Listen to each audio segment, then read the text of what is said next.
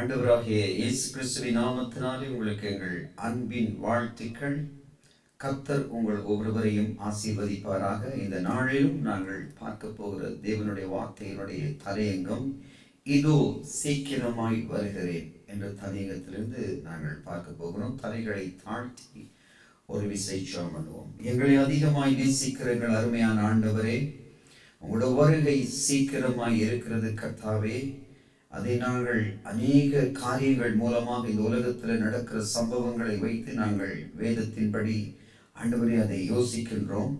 ஆகவே இதோ சீக்கிரமாய் வருகிறேன் என்று சொன்ன எங்கள் ஆண்டவரே, எங்களை ஆயத்தப்படுத்தும்படி நாங்கள் செபிக்கிறோம். எங்களை ஆண்டவரே கர்த்தாவே, குறைவுகளில் இருந்து எங்களை விடுதலையாக்கி அந்த இருளில் இருந்து வெளிச்சத்தில் கொண்டு வந்து அந்த உணர்வுள்ள இருதயத்தை தந்து எங்களை ஆயத்தப்படுத்துங்க. உங்களோட வருகையிலே நாங்கள் கைவிடப்படாதபடி எங்களை தேவன் வழி நடத்துங்க, ஆசீர்வதிங்க சுவாமி. நசரேயனாகிய இயேசு கிறிஸ்துவின் நாமத்தினால இந்த வார்த்தைகளை கேட்கிற ஒவ்வொரு பிள்ளைகளையும் பேசுகிற என்னையும் உங்களோட ரத்தத்தினால நான் மூடுகிறேன். இயேசு கிறிஸ்துவின் நாமத்தினால செபித்து நிற்கிறேன். எங்களுக்கு ஜீவனை கொடுத்த நல்ல பிதாவே, ஆமென், ஆமென். வேத புஸ்தகத்தில் இருந்து வெளிப்படுத்தல் புஸ்தகம் 22வது அதிகாரம், வெளிப்படுத்தல் புஸ்தகம் 22வது அதிகாரம் 11வது வசனம் 12வது வசனத்தை வாசிக்கும் போது, அநியாயம் செய்கிறவன் இன்னும் அநியாயம் செய்யட்டும், அசுத்தமாய் இருக்கிறவன் இன்னும் அசுத்தமாய் இருக்கட்டும், நீதி உள்ளவன் இன்னும் நீதி செய்யட்டும், பரிசுத்தம் உள்ளவன் இன்னும் பரிசுத்தமாகட்டும். இதோ சீக்கிரமாய் வருகிறேன், அவன் அவனுக்குரிய கிரியைகளின் படி அவன் அவனுக்கு நான் அளிக்கும் பலன் என்னோடு கூட வருகிறது என்றார். இதோ சீக்கிரமாய் வருகிறேன், அவன் அவனுடைய கிரியைகளின் படி அவன் அவனுக்கு நான் அளிக்கும் பலன் என்னோடு கூட வருகிறது என்றார். இன்றைக்கு பிரியமான சகோதர சகோதரிகளே, இன்றைக்கு நாங்கள் உலகத்தை எடுத்துக்கொண்டால் உலகத்திலே அநேக காரியங்கள் கண்கூடாகவே எங்கள் கண்களுக்கு முன்னாக புலம்பக்கூடியதாக இருக்கிறது. யுத்தங்களின் செய்திகளையும் கேள்விப்படுவீர்கள், ஆனாலும் கலங்காதிருங்கள், முடிவு உடனே வராது என்று ஆண்டவர் சொன்னார். இன்றைக்கு அநேக காரியங்கள்ல விரிசல்கள் உண்டாகி ஒரு தேசத்துக்கு விரோதமாய் ஒரு தேசம் பயங்கரமான காரியங்களை செய்ய தொடங்கி இருக்கிறார்கள். ரஷ்யா கடந்த நாட்களில் ஏவுகணையை கூட பாவிக்க கூடாத ஒரு பயங்கரமான ஆயுதத்தை கூட உக்ரைனுக்கு அவர்கள் பாவித்தார்கள். அது பயங்கரமான ஒரு ஆயுதம். அப்போ இந்த நாட்களில் நாங்கள் எதை கற்றுக்கொள்கிறோம்? இயேசு கிறிஸ்துவினுடைய வருகை அதிசீக்கிரமாய் இருக்கிறது. பிரியமானவர்களே, இப்படித்தான் 2000 வருடமாய் சொல்லுகிறார்கள். அவர் எங்க வருகிறார்கள் என்று நாங்கள் அலட்சியமாய் இருந்து விடக்கூடாது. அவருடைய வருகை அதிசீக்கிரம், அதிசீக்கிரம், அதிசீக்கிரம். அதனாலதான் நாங்கள் இன்றைக்கு தேவனுடைய வார்த்தையில் இருந்து ஒரு சில காரியங்களை நாங்கள் பார்க்க போகிறோம். அந்த வார்த்தை என்ன சொல்கிறது? தேவனுடைய வருகைக்கும் இந்த வார்த்தைக்கும் என்ன சம்பந்தம் என்று பார்க்கும்போது, தீமோத்தேயு 2 தீமோத்தேயு புஸ்தகத்தை திருப்பிக் கொள்ளலாம். அங்கே 3வது அதிகாரம் 1வது வசனத்தில் இருந்து ஒரு சில வார்த்தைகளை நாங்கள் பார்க்கும்போது, 2 தீமோத்தேயு புஸ்தகம் 3வது அதிகாரம் 1வது வசனத்தில் இருந்து ஒரு சில வார்த்தைகளை நாங்கள் கவனிக்கும் போது அங்கே சொல்லப்படுகிறது, மேலும் கடைசி நாட்களில் கொடிய காலங்கள் வருமென்று அறிவாயாக. மேலும் கடைசி நாட்களில் கொடிய காலங்கள் வருமென்று அறிவாயாக. எப்படியெனில், மனுஷர்கள் தற்பிரியராயும் பணப்பிரியராயும் வீம்புக்காரராயும் அகந்தை உள்ளவர்களாயும் தூஷிக்கிறவர்களாயும் தாய் தகப்பன்மாருக்கு கீழ்ப்படியாதவர்களாயும் நன்றி அறியாதவர்களாயும் பரிசுத்தம் இல்லாதவர்களாயும் சுபாவ அன்பு இல்லாதவர்களாயும் இணங்காதவர்களாயும் அவதூறு செய்கிறவர்களாயும் இச்சை அடக்கம் இல்லாதவர்களாயும் கொடுமை உள்ளவர்களாயும் நல்லோரை பகைக்கிறவர்களாயும் துரோகிகளாயும் துணிகரம் உள்ளவர்களாயும் இருமாப்புள்ளவர்களாயும் தேவ பிரியராய் இராமல் சுகபோக பிரியராயும் தேவ பக்தியின் வேஷத்தை தரித்து அதன் பலனை மறுதலிக்கிறவர்களாயும் இருப்பார்கள். இப்படிப்பட்டவர்களை நீ விட்டு விலகு என்று பவுல் தீமோத்தேயுக்கு புத்தி சொல்லி இந்த கடிதத்தை எழுதியிருக்கிறார். அங்கே சொல்லப்படும் போது என்ன எழுதியிருக்கிறார் என்றால், மேலும் கடைசி நாட்கள் என்று அவர் குறிப்பிட்டிருக்கிறார். பெரியமான சகோதர சகோதரிகளே, நாங்கள் வாழ்ந்து கொண்டிருக்கிறது ஒரு கடைசி நாட்களில் நாங்கள் வாழ்ந்து கொண்டிருக்கிறோம். இந்த பயங்கரமான கொடிய நாட்களில் நாங்கள் வாழ்ந்து கொண்டிருக்கிறோம். உலகத்தை நாங்கள் பார்க்கும் போது ஒருவேளை நாங்கள் வாழுகிற இடத்துல, நாங்கள் வாழுகிற தேசத்துல, எங்களை சுற்றி இருக்கிற பட்டணங்களில எந்த பிரச்சனைகளும் இல்லாதபடி எல்லாம் அமைதலாய் இருக்கலாம் பிரியமானவர்களே. ஆனால் நாங்கள் ஒரு காலத்துல இலங்கை தேசத்துல வாழ்ந்திருக்கின்றோம். அந்த தேசத்துல குண்டுகள் போடும் போது, அந்த தேசத்துல யுத்தங்களின் கொடூரமான நாட்களில் நாங்கள் பட்ட அவஸ்தைகள் எங்களால் மறக்கவே முடியாது பிரியமானவர்களே. அது போலதான் இன்றைக்கு உலகத்துல பல முக்கியமான நாடுகளில் இந்த பயங்கரங்கள் சூழ்ந்திருக்கிறது. இஸ்ரவேல் தேசத்தை அழித்து தீர வேண்டும் என்று பல தேசங்கள் இன்றைக்கு முயற்சி செய்து கொண்டிருக்கின்றன. இப்பொழுது எதிரிகள் கூட ஒன்று சேர்ந்து இஸ்ரவேல் தேசத்துக்கு விரோதமாக எழும்பி இருக்கிற காலங்கள் வந்திருக்கிறது. அப்போ அதனுடைய தாற்பயம் என்ன, அதுக்குரிய நாங்கள் அதை குறித்து என்ன தியானம் பண்ணுகிறோம்? இஸ்ரவேல் தேசத்துக்கு விரோதமாக தேசங்கள் எழும்பும் போது கர்த்தருடைய வருகை அதிசீக்கிரமாய் இருக்கிறது என்று அர்த்தம் பிரியமானவர்களே. ஆகவே வேதத்தில் வாசிக்கிறோம், கொடிய காலங்கள் வருமென்று அறிவாயாக. எப்படி எனில், மனுஷர்கள் முதலாவது எப்படி இருப்பார்கள்? தற்பிரியராய் இருப்பார்கள். எல்லாம் தங்களுக்கென்ற ஒரு தற்பிரியம், பொதுவான சிந்தை இருக்காது. நன்மை செய்கிற மனிதர்கள் குறைந்து போய் விடுவார்கள். ஏனென்று சொன்னால் காலங்களும் அப்படிப்பட்ட சூழ்நிலைகளுக்குள்ளே கடந்து போகிறது. பஞ்சங்களும் இனி வரப்போகின்ற நாட்கள் மிகவும் ஒரு கஷ்டமான சூழ்நிலைக்குள்ள வரப்போகிற நாட்கள் வருகின்றபடியினால், இப்பொழுதே அது ஆரம்பித்திருக்கிறபடியினால் எல்லா மனுஷர்களும் தற்பிரியராய் மாறிவிடுவார்கள். அதைவிட இன்றைக்கு அநேகரை கவனித்து பாருங்கள், பணப்பிரியராய் இருக்கிறார்கள். எல்லாவற்றுக்கும் பணம் பணம் பணம் பணம் என்று பணத்தில் தான் குறிக்கோள். கர்த்தரை குறித்த குறிக்கோள் குறைவு பிரியமானவர்களே. எல்லா மனுஷர்களை பார்க்கும்போது பணத்தின் மேல ஒரு வாஞ்சை, பணத்தின் மேல தாகம், எல்லாவற்றுக்கும் பணம் பணம் பணம் என்று சொல்லி பணப்பிரியராய் இன்றைக்கு மாறி இருக்கிறார்கள். வீம்புக்காரராயும், அகந்தை உள்ளவர்களாயும், தூஷிக்கிறவர்கள். இன்றைக்கு பார்க்கும்போது நீங்க இன்டர்நெட்டை திறந்தீங்கண்டா ஒருவரை தூஷித்து வேதனைப்படுத்தி அவர் தன்னை நல்லவர் போல காண்பிக்கிறதுக்கு முயற்சி பண்ணுகிறார். இல்லை பிரியமானவர்களே, மற்றவர்களை குறித்து குற்றம் சொல்லுகிறதற்கு எங்களுக்கு ஆண்டவர் எந்த ரைட்ஸும் கொடுக்கவில்லை. நாங்கள் தூஷிக்கிறவர்களாய் இருக்கக்கூடாது. ஏதாவது ஒரு குறையை கண்டால் அதை கர்த்தரிடத்துல ஜெபம் பண்ணி அந்த மனிதனுக்காக, அந்த ஆளுக்காக நாங்கள் பிரயாசப்பட வேண்டும். தூஷிக்கிறவர்களாய் இன்றைக்கு ஜனங்கள் மாறி இருக்கிறார்கள். அது மாத்திரமல்ல, வேதத்தில் வாசிக்கிறோம், தூஷிக்கிறவர்களாயும் தாய் தகப்பன்மாருக்கு கீழ்ப்படியாதவர்கள். இன்றைக்கு அப்படித்தான். பிள்ளைகளை நீங்க எடுத்து பாருங்க, தாய் தகப்பன்மாருக்கு அவர்கள் கீழ்ப்படியவே மாட்டேங்கிறார்கள். குறிப்பிட்ட வயசு வந்தவுடன் அவர்கள் தங்களுக்கு எல்லாம் தெரியும், தாய் தகப்பன்களுக்கு ஒன்றும் சொல்ல தேவையில்லை என்ற அளவுக்கு இன்றைக்கு பிள்ளைகள் வந்து விட்டார்கள். தாய் தகப்பன்மாருக்கு கீழ்ப்படியாதவர்களா இன்றைக்கு மாறிவிட்டார்கள். அது மாத்திரமல்ல, நன்றி அறியாதவர்கள். நீங்க எவ்வளவு நன்மை செய்தாலும் அந்த நன்மை இருதயத்துல இன்றைக்கு மனிதர்களுடைய உள்ளத்துல இல்லை. நன்றி அறியாதவர்களாயும், பரிசுத்தம் இல்லாதவர்களாயும். பரிசுத்த ஜீவியம் குறைந்து வருகிறது பிரியமானவர்களே. பரிசுத்தமான ஜீவியம் பிள்ளைகளுடைய வாழ்க்கையில இல்லை பிரியமானவர்களே. பாவத்தோடு விளையாடலாம், பரிசுத்தத்தை குறித்து சிந்திக்கிறதுக்கு ஒரு நாள் வரும் என்று அவ்வளவு அவர்கள் பயம் இல்லாமல் வாழ்கிறார்கள்.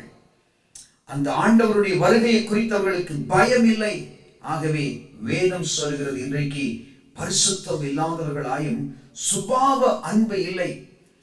ஒருவர் மேல ஒருவர் உத்தமமாய் உண்மையாய் அன்பு கூறணும். மாயமற்ற அன்பு, ஒருவர் மேல ஒருவர் மாயமற்ற அன்பாய் இருங்கள் என்று வேதம் சொல்லி இருக்கிறது. ஆனால் இவர்கள் சுபாவ அன்பு கூட இல்லாதவர்களா இன்றைக்கு நடந்து கொள்கிறார்கள். காரணம் என்ன? வேத புஸ்தகம் சொல்கிறது, மேலும் கடைசி நாட்களில் இவைகள் சம்பவிக்கும், இவைகள் வரும் என்று வேத புஸ்தகம் எங்களுக்கு அழகாக 2 தீமோத்தேயு 3ஆம் அதிகாரத்தில் சொல்லப்பட்டிருக்கிறது. அங்கே பார்க்கிறோம், சுபாவ அன்பு இல்லாதவர்கள் இணங்காதவர்களாய் இருக்கிறார்கள். இணங்காதவர்கள். ஒருவரோடு ஒருவர் ஒத்து போகிறதுக்கு முடிவதில்லை, இணங்கி போக மாட்டார்கள். இணங்காதவர்களாயும் அவதூறு செய்களாயும், இன்றைக்கு நாங்கள் அதையெல்லாம் கண்கூடாக பார்க்கலாம். அவதூறு செய்களாயும் இச்சை அடக்கம் இல்லாதவர்களாயும். வேதம் சொல்கிறது, இச்சையானது கற்பம் தரித்து பாவத்தை பிறப்பிக்கும். பாவம் பூரணமாகும் போது அது மரணத்தை பிறப்பிக்கிறது என்று பார்க்கிறோம். இச்சை அடக்கம் ஒரு மனிதனுடைய வாழ்க்கையிலே வராத வரைக்கும் அந்த மனிதனால் எதையுமே சாதிக்க முடியாது. பிரியமானவர்களே, இச்சை அடக்கம் எங்களுடைய வாழ்க்கையிலே வேண்டும். பிரியமானவர்களே, இச்சை அடக்கம் இல்லாதவர்களாயும் கொடுமை உள்ளவர்களாயும் இருக்கிறார்கள். பாருங்க, கொடுமை செய்கிற மனிதர்களாய் இன்றைக்கு மாறிவிடுகிறார்கள். எவ்வளவு ஒரு வேதனையான ஒரு காரியம். கொடுமை உள்ளவர்களாய் இன்றைக்கு மனிதர்கள் மாறுகிறார்கள். கொடுமை, நல்லோரை பகைக்கிறவர்களாய், நல்ல மனிதர்களை பகைக்கக்கூடியவர்களாய் மாறிவிடுகிறார்கள். எவ்வளவு ஒரு வேதனையான காரியம். பிரியமானவர்களே, இன்றைக்கு ஆண்டவருடைய பிள்ளைகள் என்று சொல்லக்கூடியவர்கள் நல்ல மனிதர்களை கூட சில வேளைகளில் பகைத்து விடுகிறார்கள். என்ன செய்ய முடியும்? அதை விட துரோகிகளாய் மாறுகிறார்கள். நல்லவர்கள் என்று நாங்கள் நினைக்கின்ற மனிதர்கள் துரோகிகளாய் கூட மாறிவிடுகிறார்கள். நல்லோரை பகைக்கிறார்கள் என்று வேதம் சொல்கிறது. அதைவிட நல்லவர்கள் இவர்கள் என்று நாங்கள் நினைக்கிறவர்கள் கூட துரோகிகளாய் மாறுகிற காலம் இது. அதை மாத்திரமல்ல, துணிகரம் உள்ளவர்களாய் மாறிவிடுகிறார். 2 தீமோத்தேயு 3வது அதிகாரம் 1வது வசனத்தில் இருந்து 5வது வசனம் வரைக்கும் வாசிக்கும் போது ஆண்டவர் அழகாக பல காரியங்களை இங்கே கற்றுக் கொடுக்கிறார். துரோகிகள் துணிகரம் உள்ளவர்களாயும் இருமாப்பு உள்ளவர்களாய் மாறிவிடுகிறார்கள். இவரின் எனக்கு சொல்றது, எனக்கு எல்லாம் தெரியும் என்ற ஒரு நான் என்ற ஒரு அகங்காரம் உள்ள இருமாப்புள்ள சிந்தை உள்ளவர்களாய் இன்றைக்கு மனிதர்கள் மாறிவிடுகிறார்கள். தேவ பிரியராய் இராமல் சுகபோக பிரியர். அதுதான் மேலே நாங்கள் பார்த்தோம். மனுஷர்கள் தற்பிரியர். முதலாவது நாங்கள் பார்த்தோம் தற்பிரியர். அதே போலதான் இவர்கள் தேவ பிரியராய் இல்லாமல் சுகபோக பிரியர்களாய் மாறிவிடுகிறார்கள். அது மாத்திரமல்ல, தேவ பக்தியின் வேஷத்தை தரித்து அதன் பலனை மறுதலிக்கிறவர்களாயும் இருப்பார்கள். தேவ பக்தியின் வேஷம் அது சாத்தானுடைய கிரியை. ஒளியின் தூதனுடைய அந்த ஒளியின் தூதனுடைய போல என்று வேதம் சொல்லுகிறார். அவனுடைய கிரியை தான் இந்த தேவ பக்தியின் வேஷத்தை தரித்து கொண்டு அப்படியே அநேக அசிங்கமான காரியங்களை செய்கிற மனிதர்கள் இன்றைக்கு தோன்றியிருக்கிறார்கள். ஆகவே வேத புஸ்தகத்தில் இருந்து கர்த்தர் என்ன பேச விரும்புகிறார் என்றால், இப்படிப்பட்ட உலகத்தில் வாழ்ந்து கொண்டிருக்கிற நாங்கள், இப்படிப்பட்ட கொடுமையான நாட்களில் வாழ்ந்து கொண்டிருக்கிற எங்களை குறித்து கர்த்தர் என்ன பேச விரும்புகிறார் என்றால், வெளிப்படுத்தல் புஸ்தகத்தில் 2வது அதிகாரத்தில் நாங்கள் 7 சபைகளை குறித்து கர்த்தர் சொன்ன காரியத்தை நாங்கள் பார்க்க முடியும். ஒவ்வொரு சபையை குறித்து ஆண்டவர் எதையெல்லாம் அவர் சொல்லுகிறார். ஆகவே அந்த காரியத்தில் இருந்து சில காரியங்களை நாங்கள் அதில் இருந்து ஆண்டவர் சொல்லுகிற சில விஷயங்களை எங்களோட வாழ்க்கையில எடுத்து நாங்கள் தேவனுடைய ராஜ்யத்துக்காக எங்களை ஆயத்தப்படுத்துவதற்கு முயற்சி பண்ண வேண்டும். பிரியமானவர்களே, எபேசியர் வெளிப்படுத்தல் புத்தகத்திலே 2வது அதிகாரம், வெளிப்படுத்தல் புத்தகம் 2வது அதிகாரம் 1வது வசனம் சொல்கிறது, எபேசு சபையின் தூதனுக்கு நீ எழுத வேண்டியது என்னவெனில், 7 நட்சத்திரங்களை தம்முடைய வலது கரத்தில் ஏந்தி கொண்டு 7 பொன் குத்து விளக்குகளின் மத்தியில் உலாவிக் கொண்டிருக்கிறவர் சொல்லுகிறதாவது, உன் கிரியைகளையும் உன் பிரயாசத்தையும் உன் பொறுமையையும் நீ பொல்லாதவர்களை சகிக்க கூடாமல் இருக்கிறதையும் அப்போஸ்தலர்கள் அல்லாதவர்கள் தங்களை அப்போஸ்தலர் என்று சொல்லுகிறதை நீ சோதித்து அவர்களை பொய்யர் என்று கண்டறிந்ததையும் நான் சகித்துக் கொண்டிருக்கிறதையும் நீ சகித்துக் கொண்டிருக்கிறதையும் பொறுமையாய் இருக்கிறதையும் என் நாமத்தின் நிமித்தம் இளைப்படையாமல் பிரயாசப்பட்டதையும் அறிந்திருக்கிறேன். ஆண்டவர் எங்களுடைய வாழ்க்கையில் நாங்கள் செய்கின்ற எல்லா காரியங்களையும் அவர் அறிந்திருக்கிறார். நாங்கள் ஒரு சின்ன காரியம் நாங்கள் செய்தாலும் அதை அவர் மறக்க மாட்டார். அதை எல்லாம் அவர் அறிந்திருக்கிறார். நீ எப்படியெல்லாம் செய்ததை நான் அறிந்திருக்கிறேன். ஆனாலும் என்று 3வது வசனத்திலே 4வது வசனத்திலே அவர் சொல்லுகிறார். ஆனாலும் என்று சொல்லும் போது, நீ ஆதியில் கொண்டிருந்த அன்பை விட்டாய் என்று உன் பேரில் எனக்கு குறை உண்டு. இன்றைக்கு பிரியமான சகோதர சகோதரிகளை, இந்த வார்த்தையை கேட்கிற உங்களை பார்த்து கர்த்தர் சொல்லுகிறார், ஆனாலும் நீ ஆதியிலே கொண்டிருந்த அன்பிலே இருந்து நீ விழுந்தாய் என்று நான் அறிந்திருக்கிறேன். ஆதியிலே நீ எப்படி கடவுளோடு இருந்திருக்கிறாய்? ஆதியிலே கர்த்தருடைய சத்தத்தை நீ எப்படி கேட்டிருக்கிறாய்? ஆதியிலே நீ தேவனுடைய பிரசன்னத்தை எப்படி அனுபவித்திருக்கிறாய்? இந்த உலகத்துக்கு ஒத்த வேஷம் தரித்துக் கொண்டு கர்த்தரோடு வாழ முடியாது பிரியமானவர்களே. உலகத்திற்கும் தெய்வத்திற்கும் ஆண்டவர்கள் தொடர்பு வைத்துக் கொண்டு நாங்கள் தேவனோடு வாழ முடியாது பிரியமானவர்களே. ஆதியிலே நீ கொண்டிருந்த அன்பை விட்டாய் என்று உன் பேரில் எனக்கு குறை உண்டு என்று ஆண்டவர் உங்களை பார்த்து சொல்லுகிறார். என்ன சொல்கிறார்? 5வது வசனத்தில் வாசிக்கும் போது, ஆகையால் நீ இன்ன நிலைமையில் இருந்து விழுந்தாய் என்பதை நினைத்து மனம் திரும்பு. நீ என்ன நிலைமையில் இருந்து விழுந்தாய் என்பதை நினைத்து மனம் திரும்பு பிள்ளை. இதோ சீக்கிரமாய் வருகிறேன். ஆவியானவர் சொல்லுகிறதை காதுள்ளவன் கேட்க கடவுள். இதோ சீக்கிரமாய் வருகிறேன். என்னுடைய வருகை சீக்கிரமாய் இருக்கிறது. ஆகையால் நீ இன்ன நிலைமையில் இருந்து விழுந்தாய் என்பதை நினைத்து மனம் திரும்பு, மனம் திரும்பு. ஆண்டவரிடத்தில் கிட்டி வந்துவிடு. தேவன் அன்புள்ளவர் பிரியமானவர்களே. அவர் எப்பொழுதும் காத்திருக்கிறவர் பிரியமானவர்களே. அவர் காத்திருப்பார், என் பிள்ளை என்னிடத்தில் திரும்பி வருவார் என்று எப்பொழுதுமே காத்திருக்கிறவர். அவர் ஒரு நாளும் சிட்சித்து உடனடியாக ஒரு காரியத்தை செய்ய மாட்டார். பாவிகளை நேசிக்கிறவரும் பாவத்தை வெறுத்து தள்ளுகிறவரும் தான் நம்முடைய தெய்வம். பாவியாக எங்கள் மேல் அவ்வளவு இரக்கமாய் இருக்கிற ஒரு தெய்வம் வேதம் சொல்லுகிறது. ஆகையால் நீ இந்த நிலைமையில் இருந்து விழுந்தாய் என்பதை நினைத்து மனம் திரும்பி ஆதியில் செய்த கிரியைகளை செய்வாயாக. நீ ஆதியில் எப்படி இருந்தாய் என்பதை நினைத்து அந்த கிரியைகளை செய்வாயாக. இல்லாவிட்டால் நான் சீக்கிரமாய் உன்னிடத்தில் வந்து நீ மனம் திரும்பாத பட்சத்தில் உன் வழக்கு தண்டை அதனிடத்திலிருந்து நீக்கி விடுகிறேன். ஆவியானவர் சபைகளுக்கு சொல்கிறதை காதுள்ளவன் கேட்க கடவன் என்று சொன்னார். வேத புஸ்தகத்தில் இருந்து நான் பேசுகிற வார்த்தைகளை கவனம் எடுத்து இந்த வார்த்தைகளுக்கு செவி சாய்த்து, ஆண்டவரே நாங்கள் மனம் திரும்ப வேண்டும் என்று விரும்புகிறோம் என்று நீங்கள் யாராகிலும் தீர்மானம் பண்ண முடிந்தால் தீர்மானம் பண்ணிக்கொள்ளுங்க. ஆண்டவரே, நான் இந்த நிலையிலே நான் இருந்து விழுந்திருக்கிறேன், இந்த சூழ்நிலை இருந்து நான் உங்களை விட்டு விலகி இருக்கிறேன், ஆண்டவரே எனக்கு உதவி செய்யுங்கள் என்று சொல்லி ஒரு விசை ஆண்டவரிடத்தில் நீங்கள் மன்றாட முடிந்தால் மன்றாடிக் கொள்ளுங்கள். ஏனென்று சொன்னால் இன்றைக்கும் உங்கள் மேல ஆண்டவர் கண் வைத்து பார்த்து கொண்டே இருக்கிறார். அவருடைய இருதயம் எப்பொழுதும் உங்களை நோக்கியே இருக்கிறது பிரியமானவர்களே. அவர் உங்கள் மேல கரிசனை உள்ளவராய் இருக்கிறார். 2வது சொல்லப்படுகிற சபையினுடைய வார்த்தை 8வது வசனம், 2ஆம் அதிகாரம் 8வது வசனம்.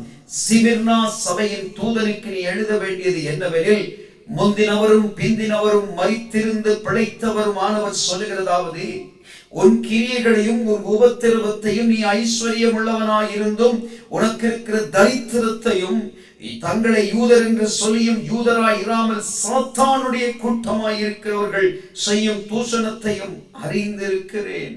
சில பிள்ளைகள் நீங்கள் ஆண்டவருக்காக மிக வைராக்கியமாய் வாழலாம், தேவனுடைய சத்தம் கேட்கக்கூடிய பிள்ளைகளாய் இருக்கலாம், ஆண்டவருக்காக பிரயாசப்பட்டு வேலை செய்வர்களாய் இருக்கலாம், சாத்தானுக்கு முன்பாக எதிர்த்து நிற்கிறவர்களாய் கூட இருக்கலாம். வேத சொல்லுகிற வார்த்தைகளை கவனமாய் கேளுங்கள். சாத்தானுடைய கூட்டமாய் இருக்கிறவர்கள் செய்யும் தூஷணத்தையும் நான் அறிந்திருக்கிறேன்.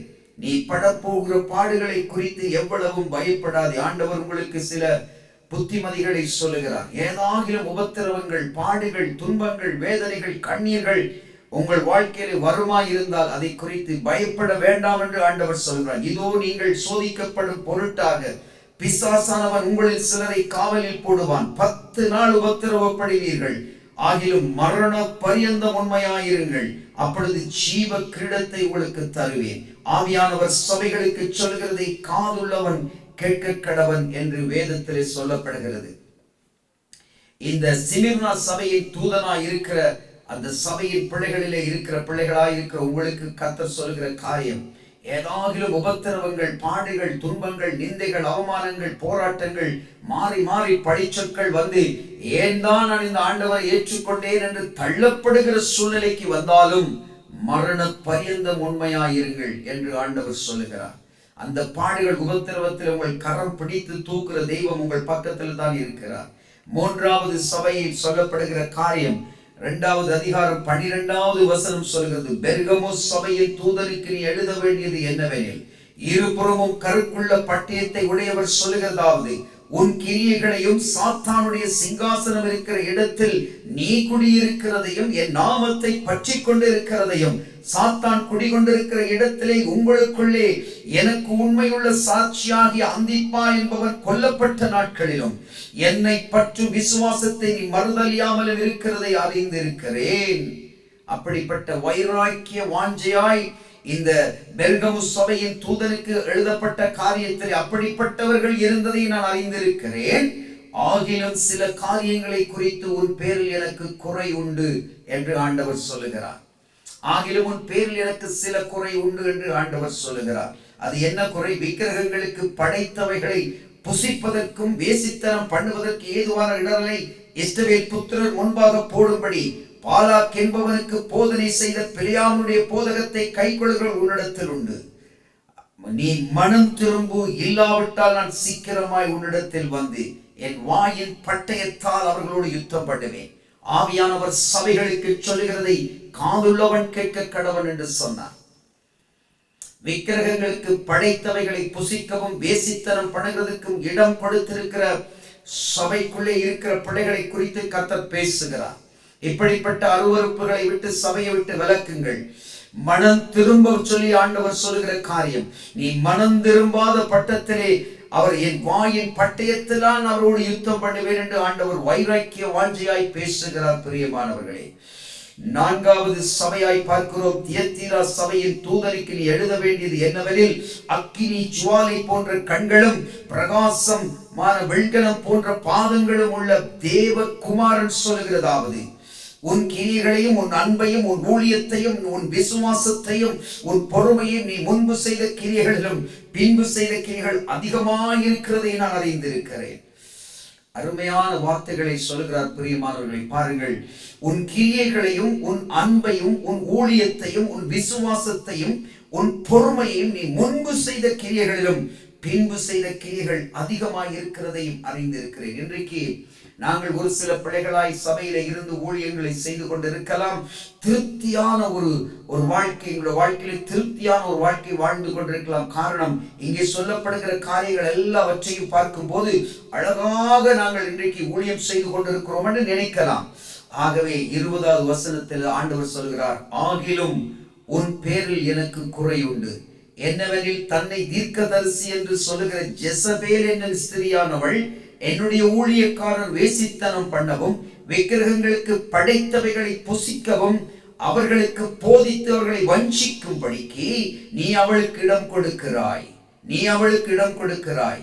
அவள் மனம் திரும்பும் படியாக அவளுக்கு தவணை கொடுத்தேன். தன் வேசி மார்க்கத்தை விட்டு மனம் திரும்ப அவளுக்கு விருப்பம் இல்லை. ஆகையால் வேதத்தில் ஆண்டவர் சொல்லுகிற காரியம், ஆவியானவர் சபைகளுக்கு சொல்லுகிறதை காதுள்ளவன் கேட்க கடவன். இப்படிப்பட்ட சூழ்நிலை இருக்கிற பிள்ளைகளுடைய வாழ்க்கையில கர்த்தர் ஒரு காரியத்தை செய்ய விரும்புகிறார். ஆண்டவர் எப்பொழுதும் எச்சரிப்பின் சத்தத்தை கொடுப்பார். பிரியமானவர்களே, அந்த சத்தத்துக்கு எங்களை சாய்த்து நாங்கள் மனம் திரும்பும் போதே எங்களுக்கு தேவன் அதிசயமான காரியங்களை, நல்ல அனுகூலமான காரியங்களை எங்களுக்கு வாய்க்க பண்ணுவார். அதை நாங்கள் அர்ப்பணிக்கணும், விட்டுக் கொடுக்கணும். எங்கள் இருதயத்தை நாங்கள் சமர்ப்பிக்க வேண்டும். பிரியமானவர்கள், வேதம் சொல்கிறது, உங்களுக்குள்ளதை நான் வருமளவும் பற்றி கொண்டிருங்கள். ஆவியானவர் சபைகளுக்கு சொல்கிறதை காதுள்ளவன் கேட்க கடவன். உங்களுக்கு உள்ளதை நான் வருமளவும் பற்றி கொண்டிருங்கள்.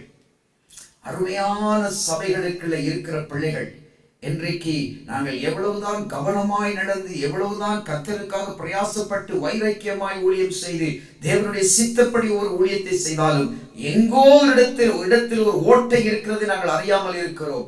எங்கோ இடத்துல நாங்கள் தவறி போகிறது அறியாமல் இருக்கிறோம்.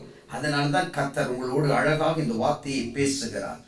அடுத்த சபையினுடைய வார்த்தை பார்க்கலாம். 3வது அதிகாரம், வெளிப்படுத்தல் 3வது அதிகாரம் 1வது வசனத்தில் சொல்லப்படுகிறது, சர்தை சபையின் தூதனுக்கு நீ எழுத வேண்டியது என்னவெனில், 5வது சபை, சர்தை சபையின் தூதனுக்கு நீ எழுத வேண்டியது என்னவெனில், தேவனுடைய 7 ஆவிகளையும் 7 நட்சத்திரங்களையும் உடையவர் சொல்லுகிறதாவது, உன் கிரியைகளை நான் அறிந்திருக்கிறேன். நீ உயிர் உள்ளவன் என்று பெயர் கொண்டிருந்தும் செத்தவனாக இருக்கிறாய்.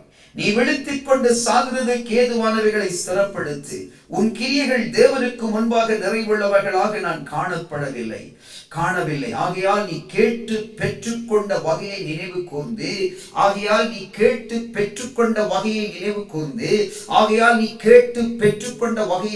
கூர்ந்து வசனத்தில் வாசிக்கும் அதை கை கொண்டு மனம் திரும்பு.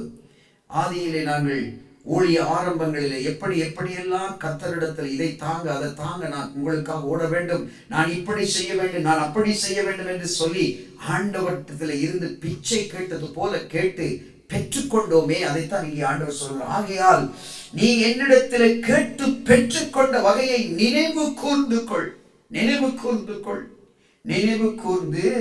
அதை கை கொண்டு மனம் திரும்ப கை கொண்டு திரும்ப அந்த இடத்துல வந்து நீ மனம் திரும்ப வேண்டும்.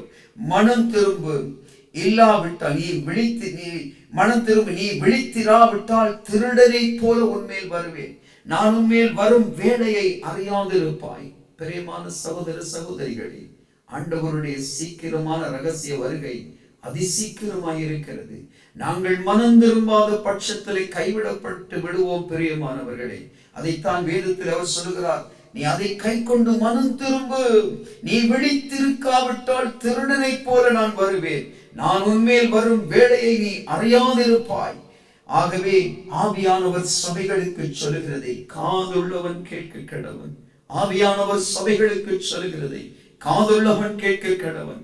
தேவனிடத்தில் இருந்து எதையாகிலும் பெற்றுக் கொள்ளலாம் என்று விரும்புகிற பிள்ளைகள் மனம் திரும்ப வேண்டும் என்று ஆண்டவர் விரும்புகிறார். ஆகையால் நீ என்னிடத்தில் கேட்டு பெற்றுக்கொண்ட வகையை நினைவு கூர்ந்து கொள்.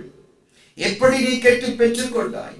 இப்பொழுது இந்த இருளிலே இருந்து வெளிச்சத்துக்கு வரும்படி மனம் திரும்பும்படி ஆண்டவர் சொல்லுகிறார். நான் வரும் வேளையை நீ அறியாதிருப்பாய், திருடன் வருகிற விதமாய் நான் வருவேன் என்று ஆண்டவர் சொல்லுகிறார். ஆவியானவர் சபைகளுக்கு சொல்கிறதை காதுள்ளவன் கேட்க கடவன்.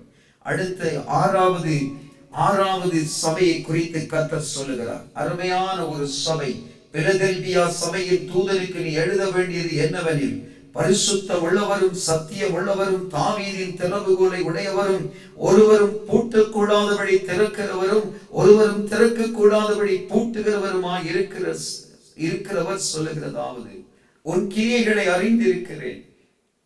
உனக்கு கொஞ்சம் பலன் இருந்தும் நீ என் நாமத்தை மறுதலியாமல் என் வசனத்தை கை கொண்டபடியினால், உனக்கு கொஞ்சம் பலன் இருந்தும் நீ என் நாமத்தை மறுதலியாமல் என் வசனத்தை கை கொண்டபடியினால், இதோ திறந்த வாசலை உனக்கு முன்பாய் வைத்திருக்கிறேன், அதை ஒருவனும் பூட்ட மாட்டான் என்று சொல்லி ஆண்டவர் சில காரியங்களை அந்த இடத்தில் சொல்லுகிறார். என் பொறுமையை குறித்து சொல்லிய வசனத்தை நீ காத்து கொண்டபடியினால், என் பொறுமையை குறித்து சொல்லிய வசனத்தை நீ காத்து கொண்டபடியினால், பூமியில் குடியிருக்கிறவர்களை சோதிக்கும்படியாக பூச்சக்கரத்தின் மேலெங்கு வரப்போகிற சோதனை காலத்துக்கு தப்பும்படி நான் உன்னை காப்பேன். எவ்வளவு அருமையான வார்த்தை பார்த்தீங்களா பிரியமானவர்களே? இனி வரப்போகிற அந்த பயங்கரமான காலத்துல ஆண்டவர் ஆணித்தரமாய் ஒரு வார்த்தையை சொல்கிறார். பூமியில் பூச்சக்கரத்தின் மேலெங்கும் வரப்போகிற அந்த சோதனை காலத்துக்கு தப்பும்படி நானும் உன்னை காப்பேன் சொல்லுகிறவர். வானத்தையும் பூமியையும் படைத்த அண்ட சராசரங்களை உருவாக்கின தெய்வம் சொல்லுகிறார். அவர் சொன்னால் சொன்னபடி செய்வார். ஆண்டவர் சொல்லியும் மனம் மாற அவர் மனுஷன் அல்ல என்று வேதம் சொல்லுகிறது. அவர் சொன்ன வார்த்தை அழகாக சொல்லுகிறார். அந்த நாட்களிலே நானும் உன்னை காத்துக் கொள்ளுவேன் என்று ஆண்டவர் இதோ சீக்கிரமாய் வருகிறேன், ஒருவனும் உன் கிரீடத்தை எடுத்துக் கொள்ளாதபடி உனக்குள்ளதை பற்றி கொண்டிரு என்று ஆண்டவர் சொல்லி ஆவியானவர் சபைகளுக்கு சொல்லுகிறதை காதுள்ளவன் கேட்க கடவன் என்று சொல்லுகிறார்.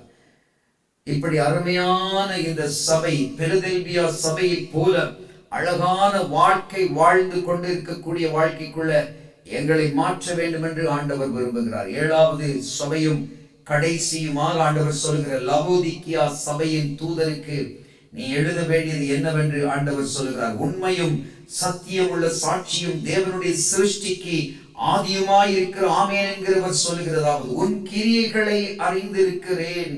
நீ குளிரும் அல்ல அனலும் அல்ல, நீ குளிராயாவது அனலாயாவது இருந்தால் நலமாயிருக்கும்.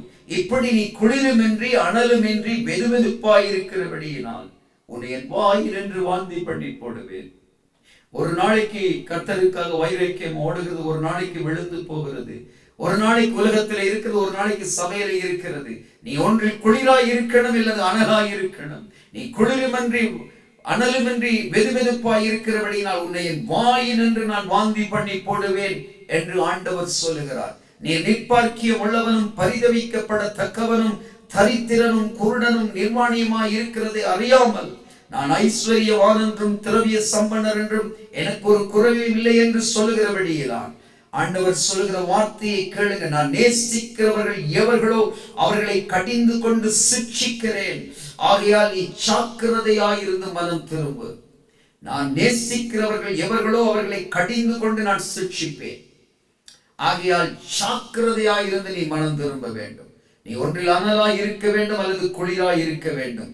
நீ ரெண்டுக்கும் நடுவிலே வெதுவெதுப்பாய் இருக்கிறபடியினால் நான் உன்னை என் வாயில் இருந்து வாந்தி பண்ணி போடுவேன். ஆவியானவர் சபைகளுக்கு சொல்லுவதை காதுள்ளவர்கள் கேட்க கடவர்கள்.